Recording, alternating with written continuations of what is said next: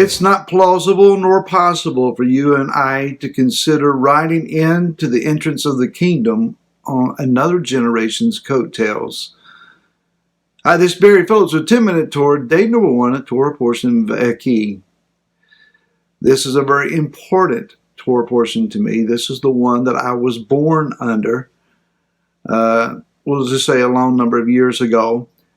And so the things that are written in this Torah portion have a special significance for my life and for my destiny. If you don't know what Torah portion you were born under, I encourage you to look that up. You can do so online and read that Torah portion and see what it says to you. Now, let's go into chapter number 47 of the book of Genesis, or Bereshit. And we begin reading with verse 28 and 29. And Yaakov lived in the land of Mitzrayim 17 years. So the length of Yaakov's life was 147 years. And the time for Israel to die drew near, and he called his son Joseph and said to him, Now if I have found favor in your eyes, please put your hand under my thigh and show loving commitment and truth to me. Please do not bury me in Mitzrayim. Did you notice the interesting change that I read in just those two verses? Verse 28, it says that Yaakov lived in the land of Mitzrayim 17 years.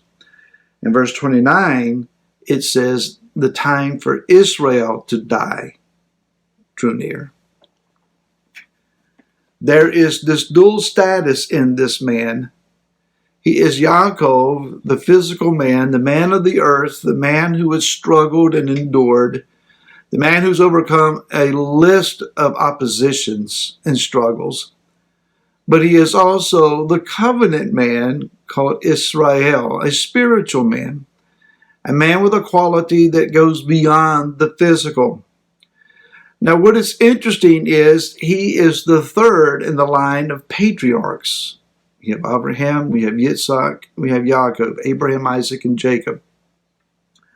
These particular men were instrumental in producing the lineage that would bring forth the Messiah. This goes all the way back to Bereshit, or Genesis chapter number 3, with the promise that the seed of the woman would arise and he would crush the serpent's head. Who is this mysterious seed, and how does the seed appear in the earth? Well, Yah grants that it would be through the lineage of Abraham, and grants to him the covenant of the land and the seed in order that he might bring forth ultimately in his lineage the Messiah. It has now come through Yaakov to have 12 sons. Will he choose another son to become a fourth patriarch and all of the other 11 sons blessed and sent away?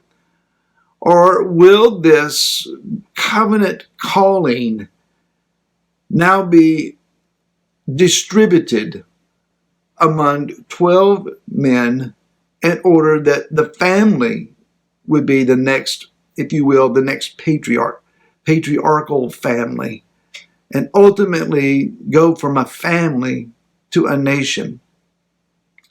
Yah has interesting ways of doing things, to say the least.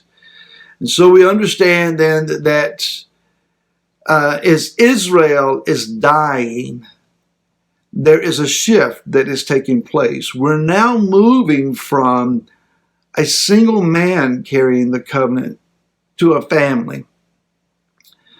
There is a scriptural principle that Yeshua talked about. Unless the seed is buried and dies in the ground, there's no ability for fruit to come forth.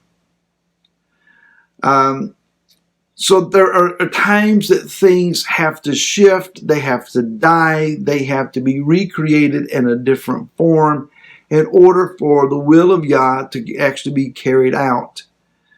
And so we are seeing the end of the era of the patriarchs, and now the covenant becomes carried by a people. There is that shift.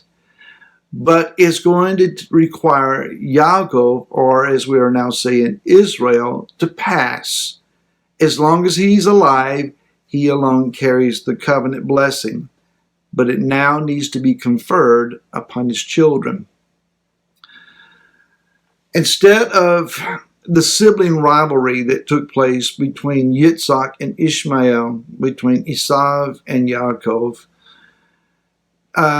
it needs to be given to a group. That means that the group cannot do what the previous generations have done, fight each other.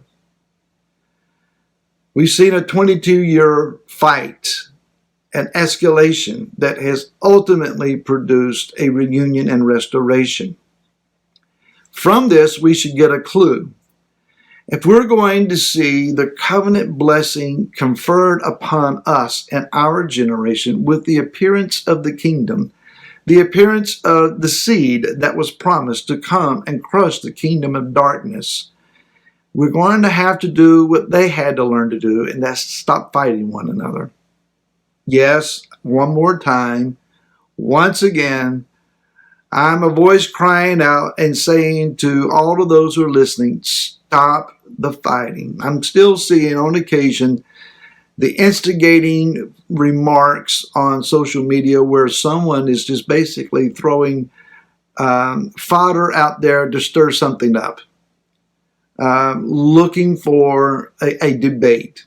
And they know it's not going to be a debate. They know it's going to be an argument. We keep provoking one another. We need to stop. We need to claim some sense of maturity, grow up a bit, and stop fighting instead of relating. We need to relate instead. Now, it's up to you and I to allow things that are problematic in us to die so that something that is fruit-bearing can come forth. Many years ago, I heard the clear voice of Yah speak to me. This would have been around 2010.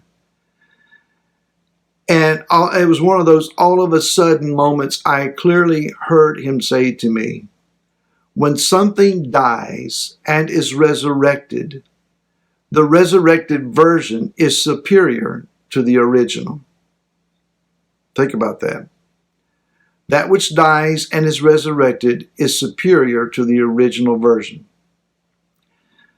So I stood there in a stunned silence, wondering what it was in my life that needed to die so that a resurrected version could be superior to it. Well, the answer that came to me was not something that I was joyful about, but something I recognized, yes, it's time. And when I allowed Yah to do what he needed to do, when I said, your way, your will, Father, do what it is that you need to do, I was just thankful that it wasn't me who needed to die, but it was something that was personal to me, something that was one of my babies, if you will, one of my pet projects, something that I really wanted to cling to. And when it died, something else did rise up in its place, and it was indeed far away superior to what was original.